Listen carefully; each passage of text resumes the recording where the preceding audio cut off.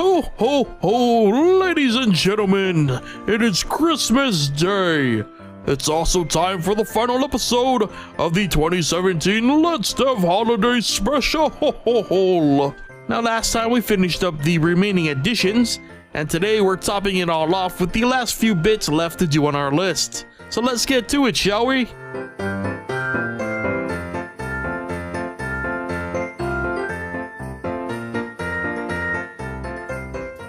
So last episode we added power-ups to the game, but we have no real way of obtaining them. Well, I decided to fix that by adding, well, power-ups to the arena. Art-wise, I wanted to get a little more elaborate with the effects, but I decided instead to go with a more traditional icon/color scheme due to time constraints.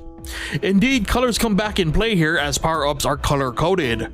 Red for double shot, blue for triple shot, green for rapid shot, yellow for piercing shot, and orange for the big one. Speaking of visuals, you may also notice the HUD's been changed and progression is now measured by the meter in the lower left, along with the player's current score. But getting back to the power-ups, I decided instead of locking power-ups behind progression, that they'd all be unlocked from the very start, and that they'd spawn on a timer unaffected by progression. Another power-up I added to the game was a shield. Now, I haven't talked about it yet, but this is a one-hit death type of game, meaning players are very squishy. To help alleviate some of that stress though, obtaining the shield means players can now take 2 hits instead. So now it was time to add the final piece of the puzzle, the endgame screen. The screen players will see when the odds are no longer in their favor and they fall into the chaos. For the end screen, I wanted to do something in the vein of the old school classics, but with a small twist. But first, the homage. As with many old school shooters, I wanted the end screen to fill with a transparent red overlay. This included dropping the Z-axis to emulate the quote-unquote death like old school shooters used to do. But now it was time for the fun part, the twist. It's one thing to simply quote-unquote die when losing, but I wanted to go one step further and pour a little salt in that wound. Not by mocking the player or anything like that, but really hitting home that this was the end. And what better way to show that off but with a severed arm. The same arm that housed the only means of offense this entire time. Indeed, the idea here was that the player was not only taken down, but possibly torn to pieces too. Now, there's a lot of reasons I could go into detail here, but a lot of it would be flavor, and we're here to talk about the technicals. The issue I immediately faced when adding the arm to the world was the perspective. As you've probably noticed, things closer to the player tends to be larger and blown up visually. No matter how hard I tried, I couldn't find a nice balance of distance and visibility. Originally, I wanted the end screen to pop up from the arm itself while in the world, but this perspective issue forced me to rethink how I was going to do this. In the end, I decided to keep the arm and simply go with a menu drawn to the GUI like the rest of the HUD. It's a lot less flashy, but with time not on my side, compromises must be made.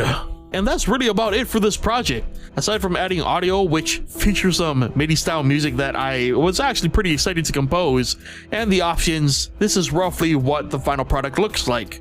As you can see, the final arena ended up being a wooden box, which actually houses an open lid that you can catch out the corner of your eye once in a while. Again, there was a lot more that I wanted to do with everything, but this project almost came down to the wire. Overall, the coding alone took roughly 18 hours, with the art taking at least 4 hours.